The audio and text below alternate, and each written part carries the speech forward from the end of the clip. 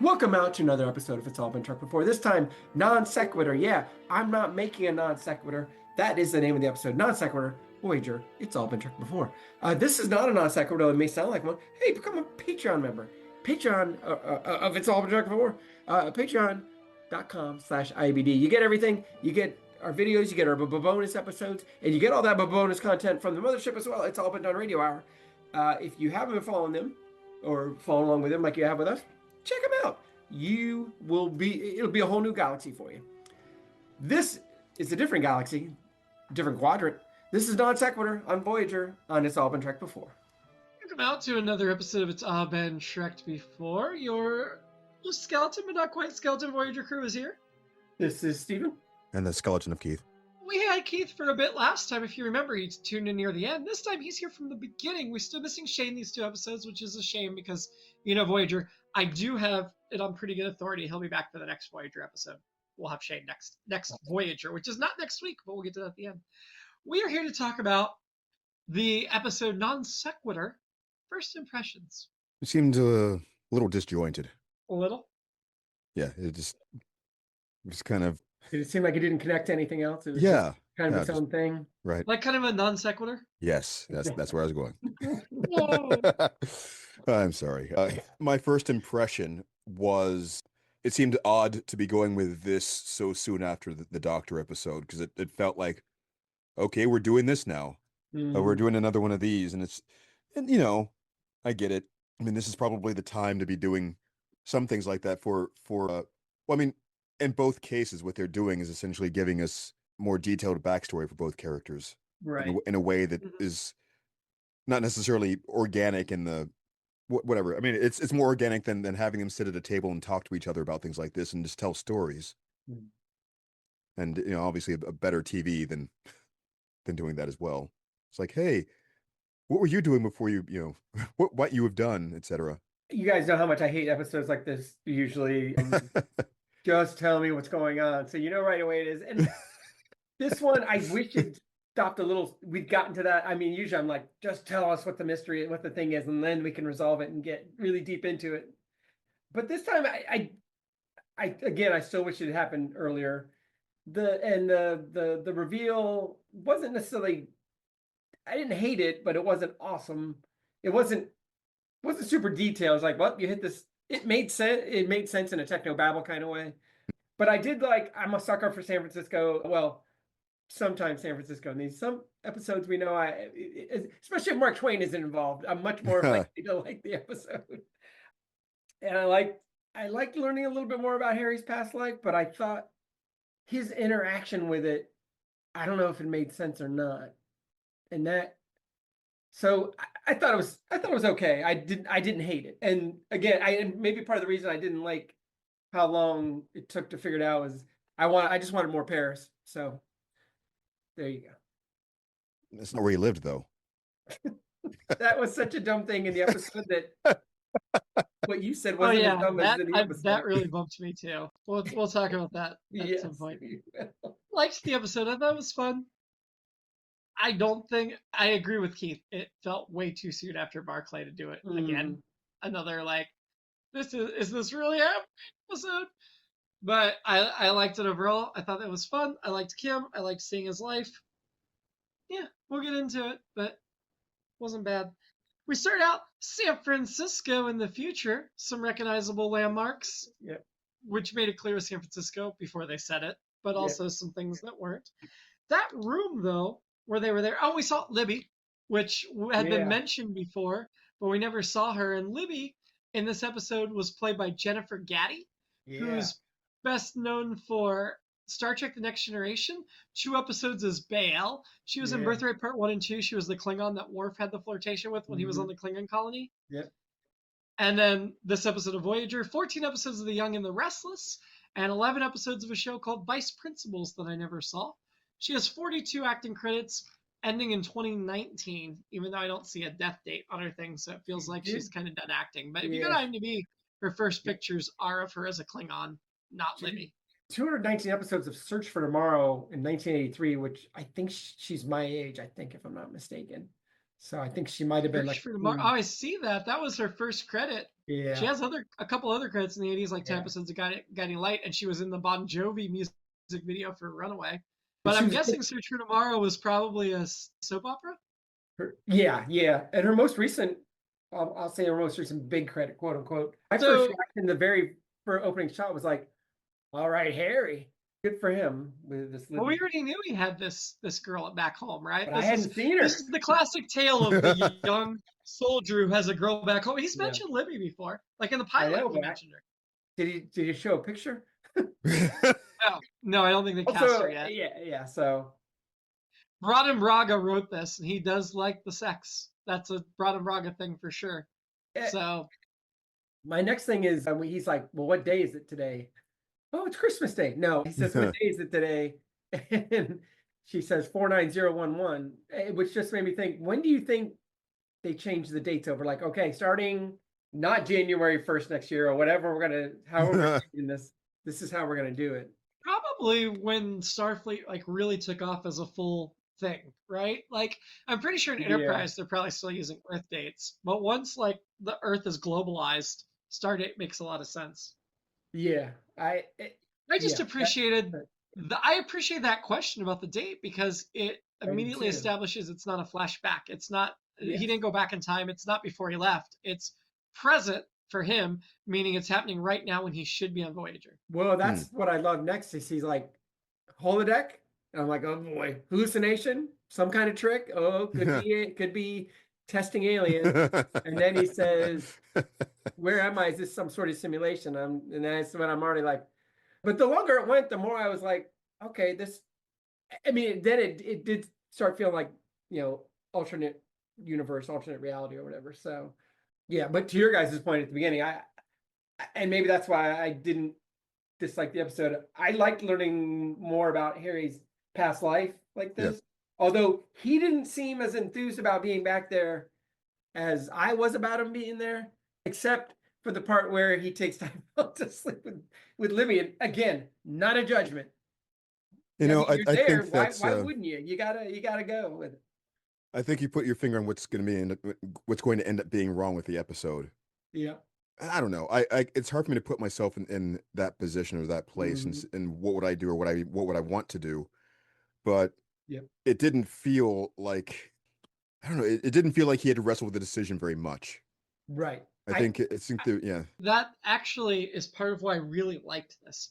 Is Harry knew from the beginning it was wrong, and he was really, as the way I feel like only a young officer fresh out of the academy could be, dedicated to his job and truth.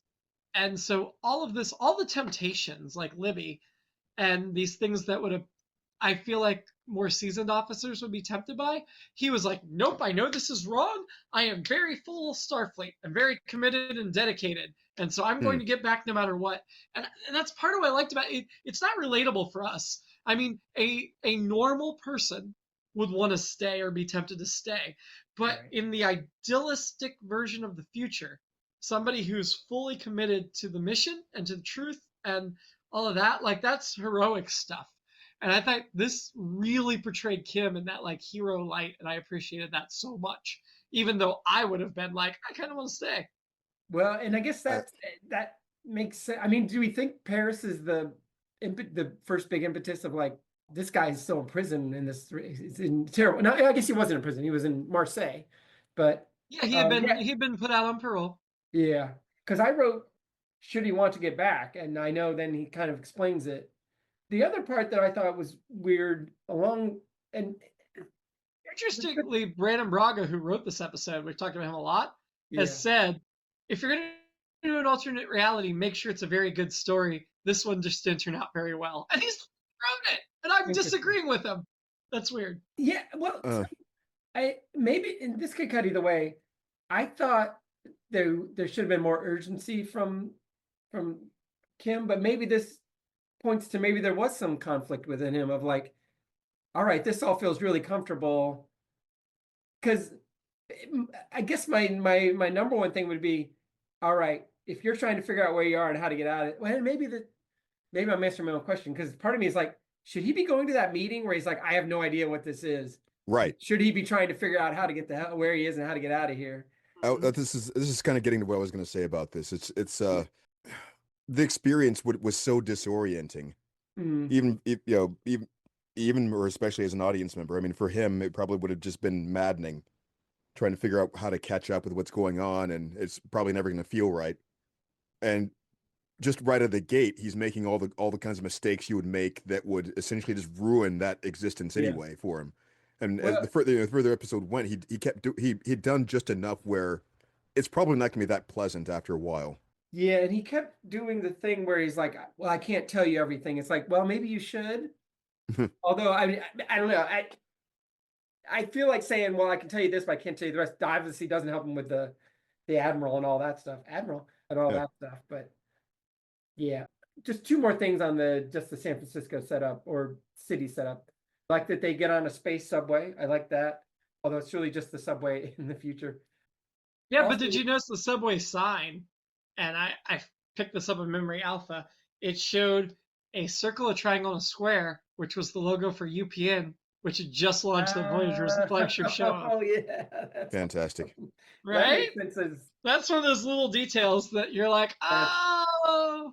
And those are symbols you would see on a subway now. Sure.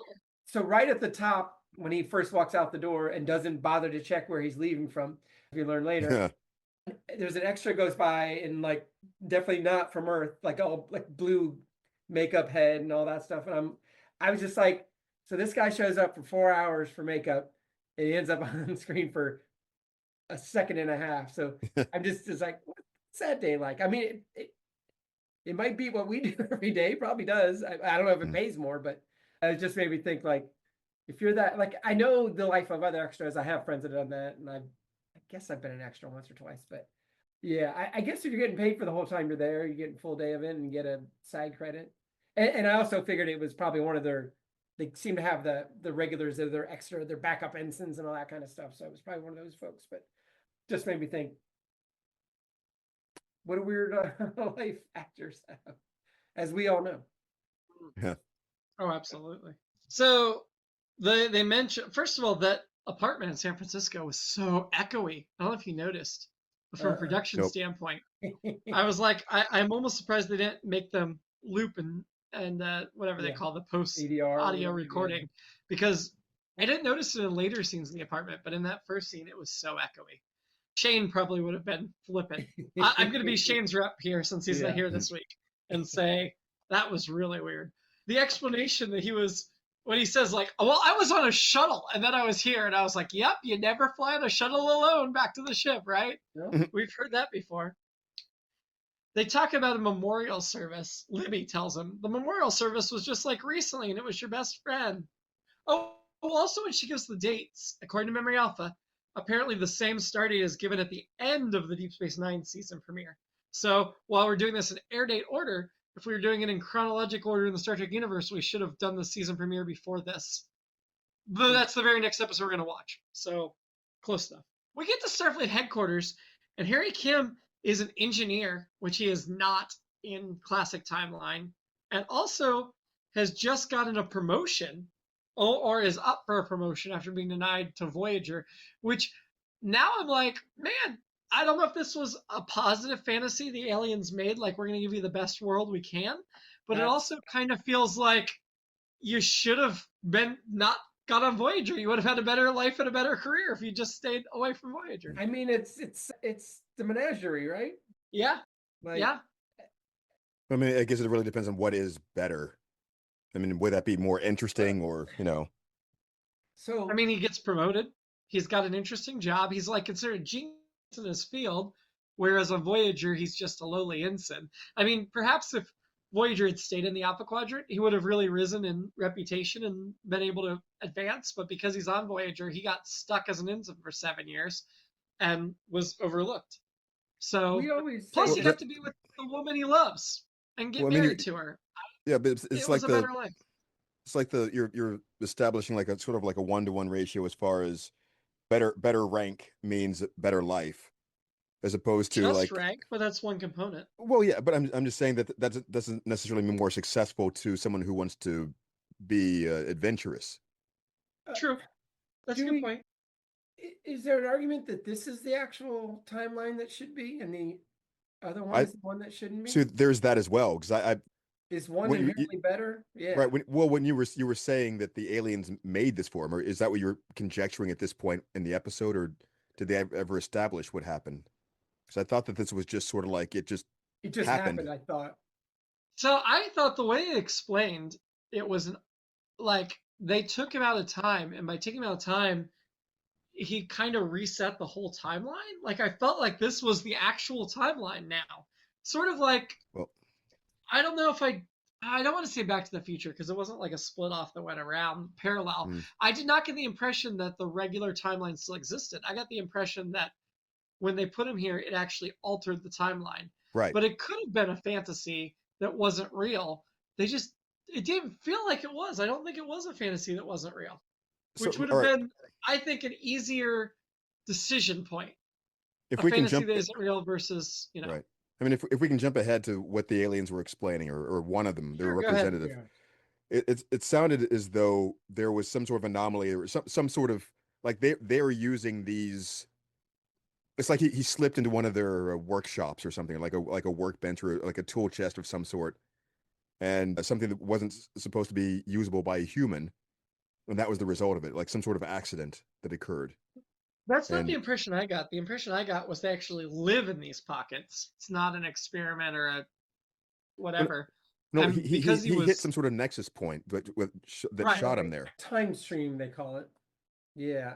Like he tripped on the time stream, essentially. It felt like they were saving him by like, this is it, honestly. So we go back to the cage. Menagerie was just mentioned, the cage. Right. I feel like this was them putting the time stream back together with Kim the way they could, and they're like, you can try to like destroy it and put it back together again, but this was the best we could do. We can't guarantee it's going to be any better. Yeah, he says, I was sent here to watch you to make sure that you're all right, and then he says, your shuttle intersected one of our time streams, and boom, a few things were altered as a result of the accident. History and events were scrambled a bit, and you ended up here. And then when Kim's kind of like, well, I got to get back, he's like, sorry. He's kind of explaining the time stream. It weaves through the galaxy thread. I could show you how to find it. You could try to recreate the conditions that exist. Right. Then fly back into it. So it was like a dice roll. Yeah. Well, that was totally like, oh, we lucked out. Well, you may be, because he says you may be able to change reality. Yeah. So are we change reality, and the whole like time streaming reset made me think it was all real. We've really just gone back in time then, right? No, because he's in the current time. Yeah. It's sort of like he went back in time, but it was plucked away from where he was supposed to have been, and that would have been the result of some kind of. Yeah. No, but wait a minute. Why would? And also a series of coincidences and events. Like I can't name off the top of my head, but I'm sure there is at some point in the series a moment where Kim saves Voyager. So if you take Kim off of Voyager, it's conceivable that Voyager never makes it home.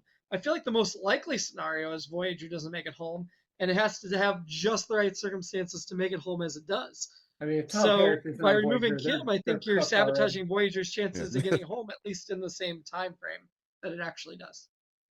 Perhaps, but then there's also what if you never can tell if the other combination of people, his friend replacing him, Paris not being there, maybe there's some other things that don't happen. Going back's going to make everything worse. Yeah, who knows? I mean, go back. Maybe Kim screws something up. Maybe. You may be right, because his life was certainly better without being on Voyager. Paris's wasn't, but with the Kim there that remembered the other timeline, it could have been. Cosimo, our guy, does say you might return to your original reality. We haven't talked about him yet. Yeah. The mysterious figure played by, Louis Giambaldo? Luis? I don't know. His credits stop in 2009, even though I don't see a death date on him. But he's best known for Airplane 2, which we reviewed for this podcast. Yeah. The 1989 film See No Evil, Hear No Evil. The 1985 film Real Genius. And the 1988 movie The Deadpool. Not to be confused with Deadpool, which you could confuse because I'm about to bring up the TVA and time stuff later here. In this podcast. I'd seen him in a lot of things. Yeah, mostly big in the 80s. Still with us, 80. Oh, yeah, got his Hill Street Blues, St. Elsewhere. Yeah, I knew. He hasn't acted in over 15 years. Wow. His last credits are 3 episodes of General Hospital, Dirty Sexy Money, Grey's Anatomy, which admittedly is still on, a couple episodes of My Own Worst Enemy. Like, I watched Dirty Sexy Money and My Own Worst Enemy. They were forever ago. He's in Ugly Weekend Betty. at Bernie's. He's in Boston Real Genius. Legal with William Shatner. Yeah. Wow. Death to Smoochie. Great film. If you haven't seen it, check it out, with starring Robin Williams. Yeah. He's got a lot. This is his only Trek credit, which is too bad. He's almost like a Q in a way, but yeah. Yeah. He was active from late 1970s through 2009. He has 176 credit, but it looks like 79 is when he really started to be active. So he was active for a good 30 years. He's just not anymore. And I know I'm just repeating what our guy Cosimo said, but he's like, he says you could, in a billion years in the future, or at some time before sentient life even exists on your planet, which isn't that the Ray Bradbury where the guy gets out and steps on a bug, and when he goes back, there's nothing there, right? So one of his first credits was a TV show called Riker. Ha! I vaguely remember that. I don't remember it at all. I don't think I ever saw it. In Now Kim's bedroom.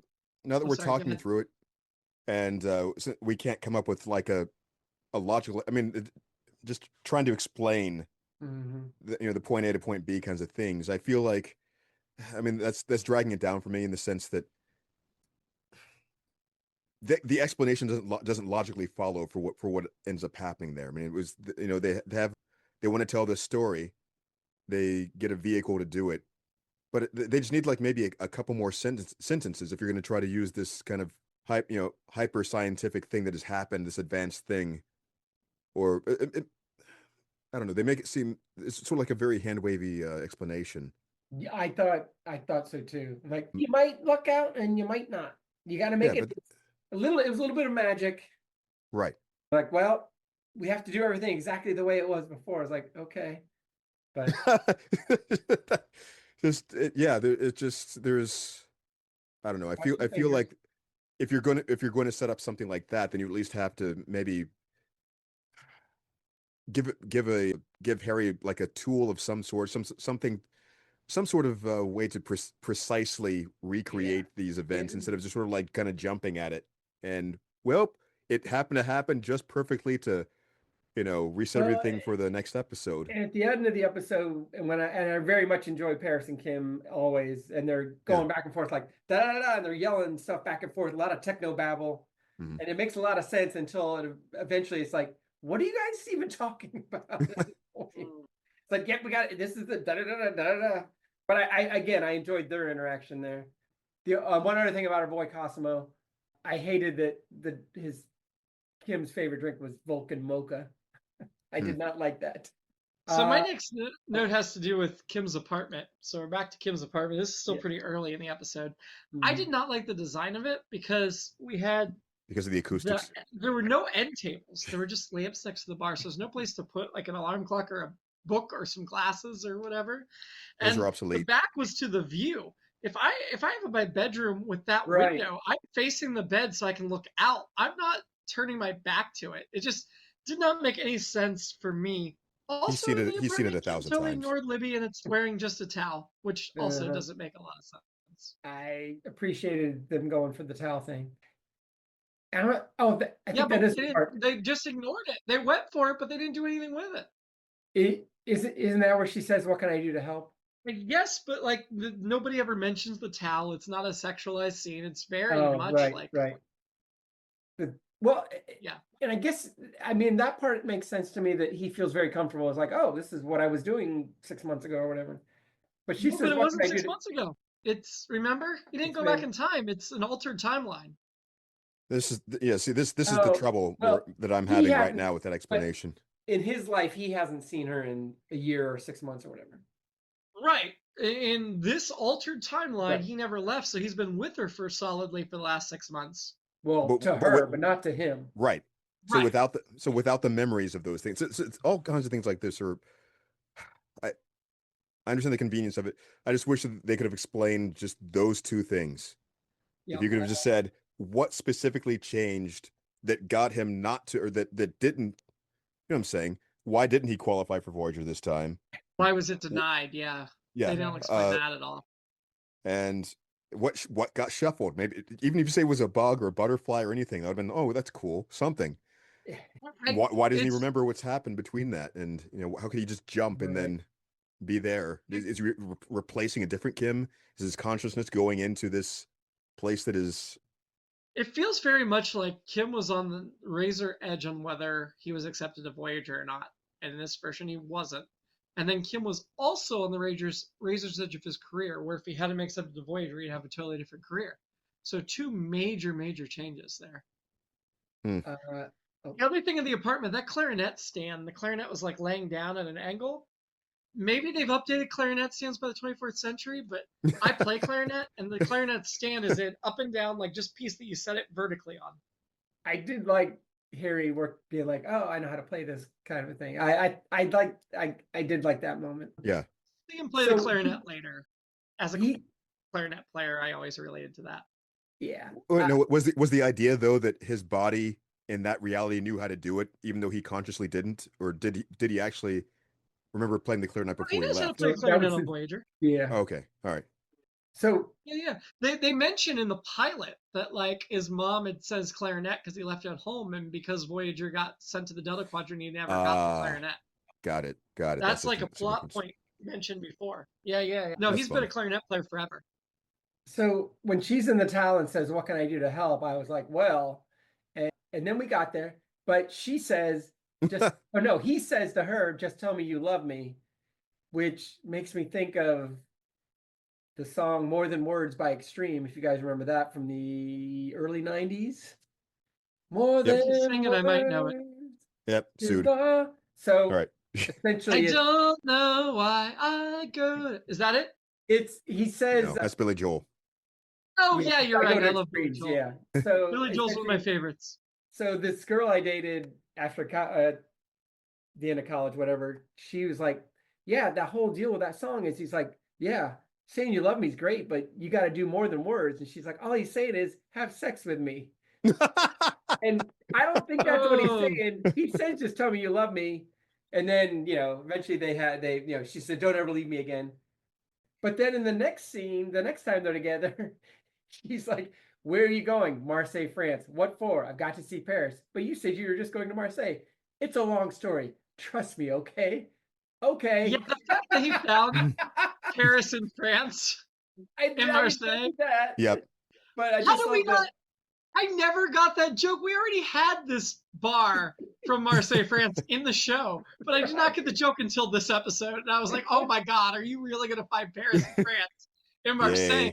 And if you look on Memory Alpha, they mention that the shot they actually show of Marseille, France is actually a shot of Villefranche-sur-Mer, which is a town about 200 kilometers from Marseille. So you didn't even actually bother to get us Marseille or Paris. You got to say third place in France for the matte shot. Yeah, so I love that he. Oh my God, the Paris France stuff. What the heck? Usually I haven't grown, but it made me laugh. It made me groan, but I also have to give Brandon Braga a tip of a hat because they set this up in the series before this, and nobody ever did it until now. Like, how do you get 20 episodes of the series? This is the first time it's actually paid off. And directed by David Livingston, I didn't mention last week, directed by Winrich Colby. We're in this era where our directors are all familiar names, so we don't have to keep talking about them. But I still want to mention who directed what, because I think that matters to a lot of people. But I feel like he could have told her more. Anyway, but the beginning of that scene, he tells us more because it's 4 a.m. and he's on a computer, but he's still reading it out loud, so we can yes on the screen instead of just reading it over his shoulder. I love that. I've got another bit about that in a minute of something that just makes no sense for this kind of thing. But before that, when we get Paris's backstory, he did finally get out of jail. His probation was revoked, but they ended up letting him out. And he was stopped on Deep Space Nine and arrested by Odo. Yeah. And I love that they called that back, that scene from the pilot. I did too. The exchange. They give Harry Kim an ankle monitor, which to me makes absolutely no sense for the time this story takes place in. Like, you can monitor him on his comm badge. He's not taking off the comm badge. If you don't want to do the comm badge, you just inject him with something. You don't put an ankle monitor he can actually take off and mess with. So then he does mess with it, this is what I just mentioned was going to be my like make no sense moment. Starfleet security shows up and he runs, so they chase him. He has a freaking comm badge on, and even if he doesn't, given current in this timeline technological capabilities, why do you send Starfleet at all? Why do you not just beam Kim to the cell instead of spinning him? And then once he starts running, you don't chase him. You call back in and you beam him to the freaking cell. Yeah. There's no reason to have a chase scene at all. No sense. Also, no. But that's a Braun and Braga thing. He will do things that look cool that make no sense. So. Also, and I know we're doing away with the Constitution in general in this country right now, but Fourth Amendment. True. I know they've got probable cause, but they still need a warrant, don't they? Not in the future. Yes, and well, no, because this is military, right? Military police, military justice is not the same as public police and public justice. He's operating under military rules, not the public rules. So I get that. About Libby though? So my concern was, and this is not much of a stretch, is she could have been naked, and they just show up like, what's up? But I guess it seemed like she was cooperating with them though. I guess national like that they had talked to her ahead of time, or international galactic security trumps. God. So speaking of security and inconsistencies, here's the other big thing.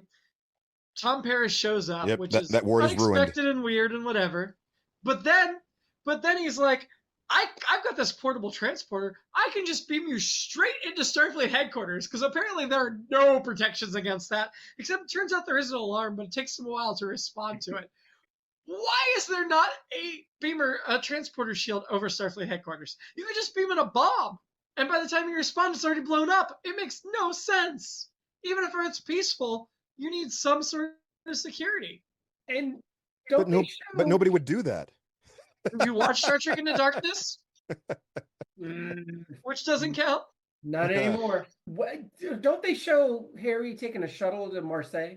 Did he? I don't remember. I was probably head down writing notes. Talking. You could have just transported over there. Although you should be able to just transport. If you take a shuttle to Marseille, it probably doesn't take that long. But do they have worldwide transport service or what? It was mentioned in something else. We've talked about it. But we've definitely seen another Star Trek, like Picard beaming to his vineyard in France, straight to Starfleet headquarters, or sometimes he shuttles. I felt like that was tradition or security that he would shuttle, but this felt unnecessary. Well, I guess I'm trying to. I'm sorry. I'm just trying to. Do they ever establish if they have to like go up to orbit first and then back down, or can you just like go around to the other side of the globe without having to? Yeah. Well, transporter, you should be able to go right through the middle of the globe. That might have been in one of the books we read, but I thought it was in an episode. But possibly. We also, the other thing, Harry Kim's office, when he and Paris get there, there is no windows. Are you kidding me? Like, I get that he's not the highest man on the totem pole, but I would assume Starfleet headquarters is the type of building that has like big, like open space in the middle of the building, so you can have windows for every big office. And that was a big, extensive office complex that had no windows. Well, that wouldn't be very secure. No, they're that's why you have very big on security. Phaser-proof windows and a transporter shield. What if somebody throws a bomb? Sorry. No, you just beam the bomb in. Why would throw a bomb when you can just beam the bomb in? I thought Kim telling Paris that what he sees is the loser and a drunk, and then beating him up, and then saying, "I guess in this reality, that's all you'll be." Oh, that was way harsh, Ty. Way harsh.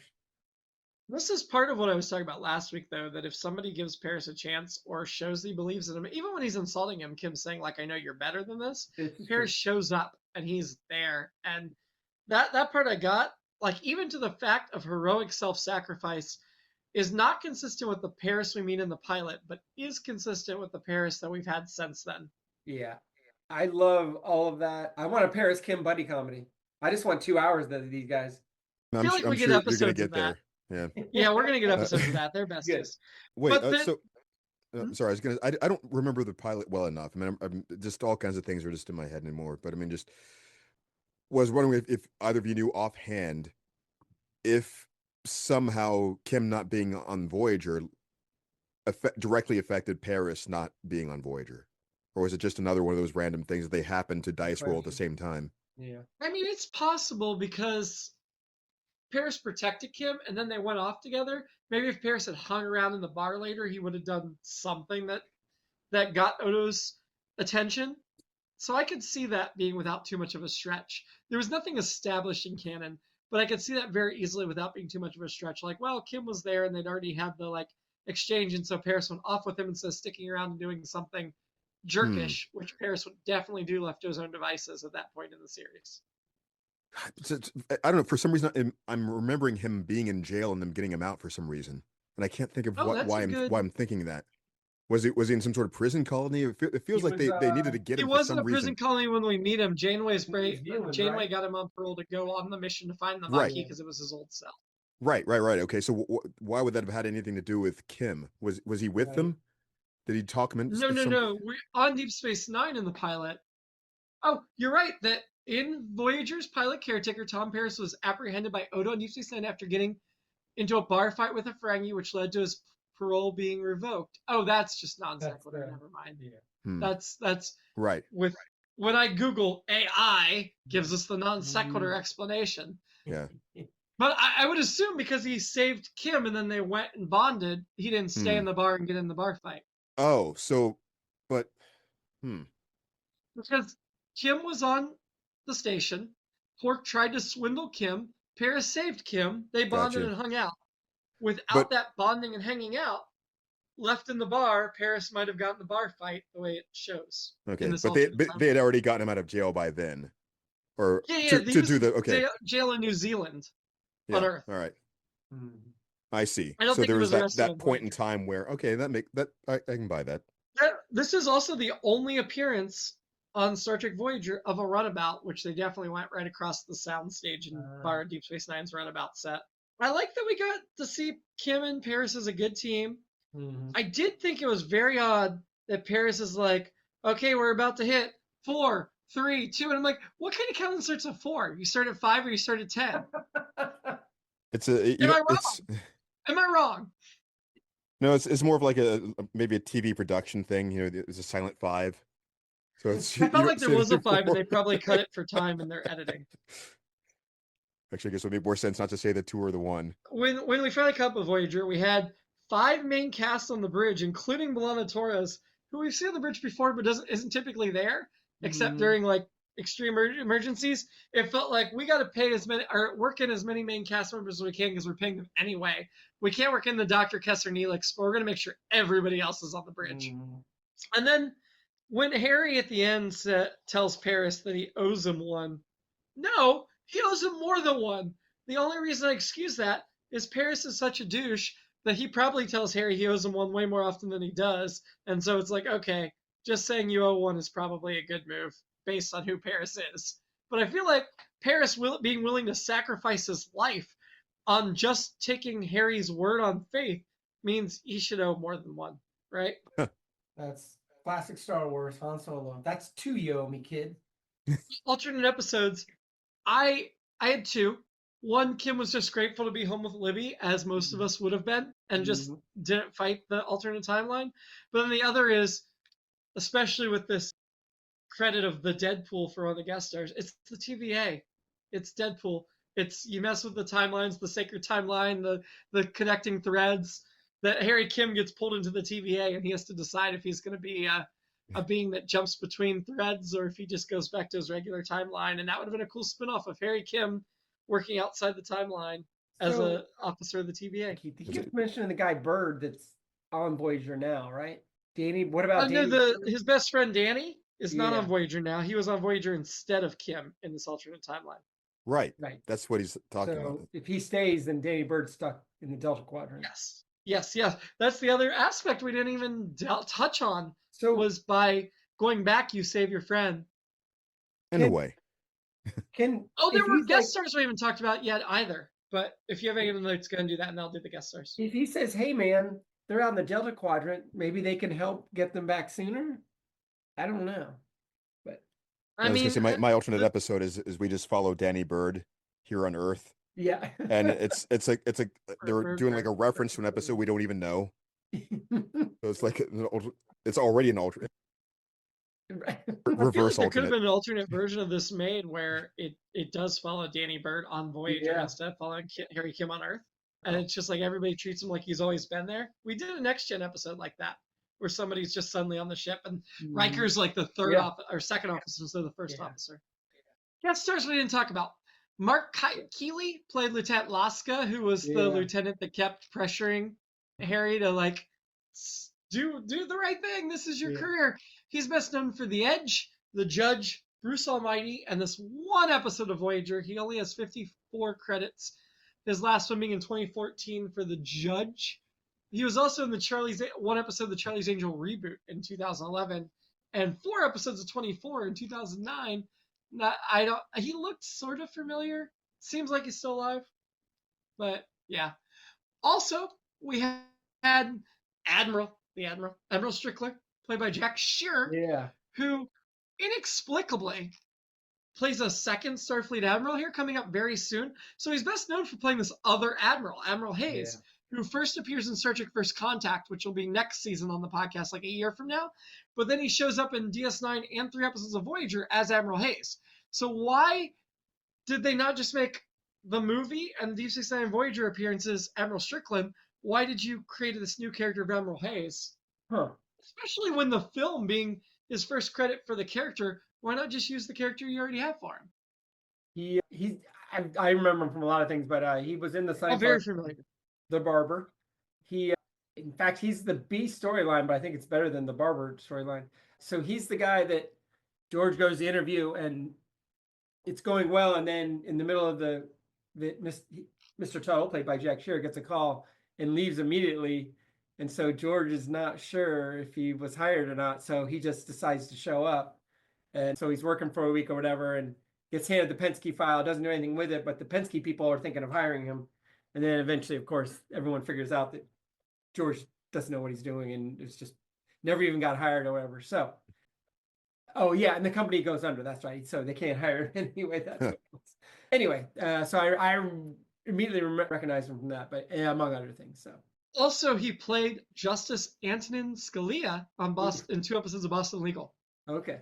With William Shatner, including the episode where Denny Crane, William Shatner's character, marries Alan Shore, played by who started that? Who was the main guy? James Spader.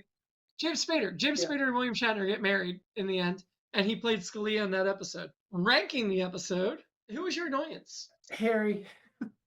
I was just about to say, usually the Admiral played by Jack Shearer would be my like, what is with this guy? But everything he was saying made sense. Like, no. Here's why he's my annoyance. Because while initially my instinct was it does make sense because he is like, how do you believe Harry? Yeah. Harry had the command codes to Voyager, and then like in the same scene, the Admiral's like, you have no evidence. The evidence is he had the command codes to Voyager. What other incident has the command codes to Voyager? That's a very fair point. So Admiral Strickler is mine. That's fair.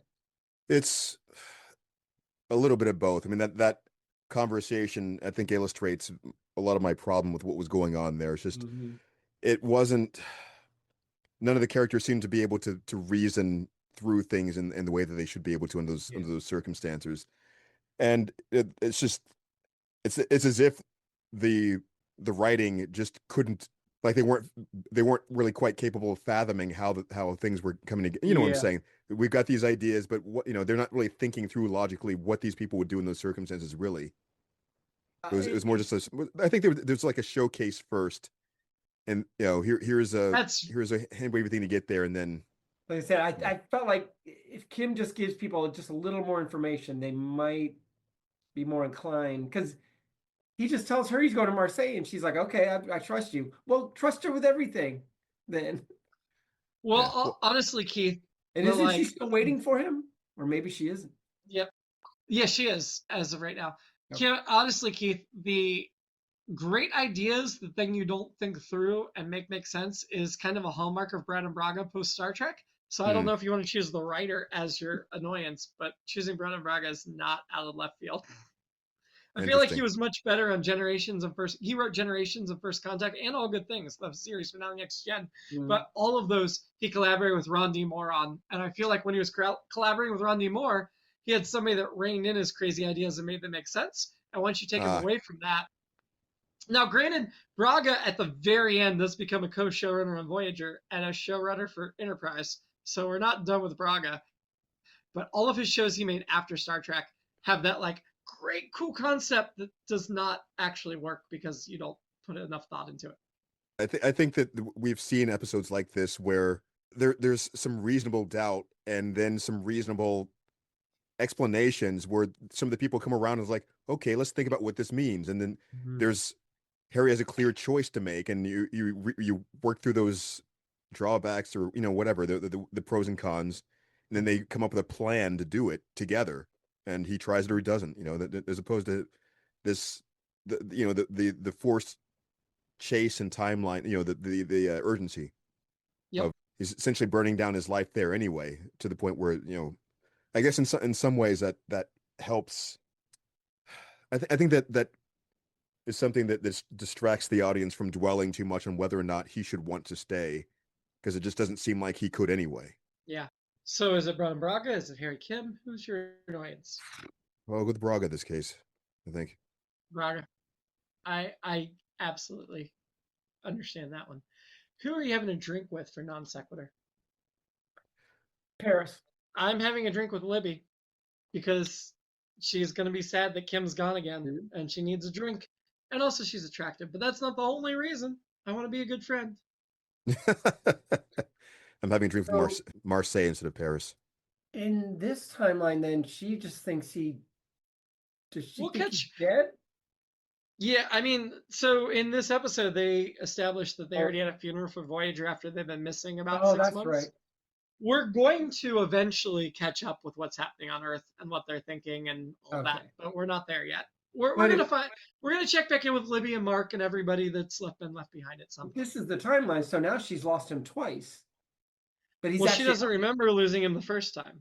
Well, no, she remembers losing him the first time. She won't remember losing him the second time because it reset back to the original. Oh, is that okay? She's not going to remember the events of this episode. She will only remember what she remembered before Kim reset the timeline. Yep. So it's like tomorrow was yesterday. Everything got reset once he got back. So yeah, once he got back, everything's the same way it was before this episode. This episode did not matter at all. I just realized how tomorrow was yesterday the ending is of this episode, actually. Well, it matters in the sense that that Harry seems to remember it. If you said that he owes Paris one, so maybe there's some characterization that happened in that sense, but it matters to Harry Kim. It matters to no one else. Yeah, he's the only one that maintains the memory of that timeline ever having been a thing. That makes sense. So, who was inspiring to you this week? Paris. Oh, why? I know that Paris no longer exists, but the Paris that did exist, parallel, who sacrificed himself. Parallel Paris. Yeah. Paris. Didn't have to leave Marseille to come help some lunatic that beat him up, shoved him over on a pool table, called him a loser and a drunk. But he's still like, there's something to this guy I like. And I don't know what it is. But I'm going to go to San Francisco and we're going to have some adventures where I end up dying. There's definitely something between them immediately. Yeah. I'm choosing Harry Kim because that single-minded focus of, I know this is wrong, so I'm not even going to be tempted by Libby. I'm not going to be tempted by staying on Earth. I'm not going to be tempted by promotion. Not completely. Very Starfleet duty. A hero above and beyond what the rest of us would have reacted to in this situation. This is wrong. I'm going to do everything I can to fix it, even if it costs me and Tom Paris. Well, actually, to his credit, he tried to, costing it Tom Paris's life was a step too far for him. Paris forced that. But yeah. In the meantime, our guy Bird is probably toiling away at a space Chick-fil-A, even though Harry Kim thinks he's fixing things for him. Probably. I mean, maybe that's my alternate episode, I guess. Libby comes to mind. Just I keep thinking about the conversation that she ends up having to have. Like, it seems an awful lot like you just want to get away from me. Just having to be in that position and work through that, just I can't imagine. Okay. Well, I mean, yeah, just I don't know if from her perspective, just suddenly, her fiance just, a switch flips. He starts doing all these crazy things and just. And she does get in the way of the security officers by closing the window. Yep. She does. I think she's a fair choice. I'm not arguing against it. I was just asking. Okay, ranking the episode. We might as well start. Well, no. I was going to say we should start with the other alternate timeline. The other alternate timeline, which is projections. But this is clearly worse than projections. I think you're just projecting. Sorry. Patreon can see this, Keith. I'm not losing our clean rating because the podcast cannot see which finger I'm holding up to you. Number 1. Yeah, I think I'd go underneath. Underneath, Keith. Now I'm torn because it would be funnier if it were. Okay. Below. Elogium. Oh, well, actually, you guys forced Elogium higher. Yeah, I would have put Elogium under the 37s, and the fact of the matter is I would have put this under the 37s but above Elogium. So now I'm really torn because I would go below this episode but above the next one. I think that, even with all the business in Elogium, it was more coherent and cohesive. Okay. Even with all the, the matey things that they were making up essentially, but they still kind of fit. So. Okay. Yeah, I almost think I feel worse about this episode since we talked about it. I hate it, but yeah, I think I'm going below too. Okay. Oh, you're going below. Keith went above. Oh.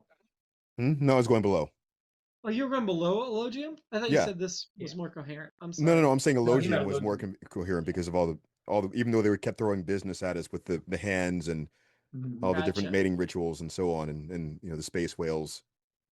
Well, below that's the 37s, which I would have gone below, despite the fact that Amelia did not join the crew, which still offends me. Oh, yeah. I thought that episode made more sense. This one had lots of messiness. Yeah. I think I would say that a couple of the similar issues, which I think, I hope that I will always remember for the 37s is yep, that city sure was great. This is the greatest place you're ever going to see. And now that we're back from the city. You remember until somebody flies a spaceship into a time stream and resets our timeline, the timeline, and then that'll never have happened. Yeah, I think I'd go below the 37s. I think, yeah. Okay. And below that is I didn't hate this episode. Wow. Right. Which is positive. Go Voyager. Below that is the 37s. Initiations. And I would go above initiations. I did not like initiations. I'm with you on that, actually. Yeah. It was just. So we didn't have to fight on this one. Okay, well, next week, for Patreon viewers, just peek behind the curtain. We're actually going to do another Voyager episode first. But for next week on the podcast, and for next week from the perspective of air date, Deep Space Nine returns for the Way of the Warrior. I'm going to read the full IMDb synopsis, even though it gives a spoiler, because I kind of feel like we've already spoiled the spoiler. Sisko becomes uncomfortable when the Klingons station a task force to help defend against the Dominion. Worf is summoned to find out their true intentions. Worf joins the cast of Deep Space Nine full-time from here on out. We're going to do that one in person, so the audio quality might not quite be as good, but it'll be exciting to be in the same room with you gentlemen. It's a 2-hour episode. Very rare 2-hour episode in the middle of the series. It was never part 1 and part 2. It always aired as a 2-hour episode. So I assume our podcast is going to be extra long next week. Until then, live long. Wherever you are on the timeline, and prosper.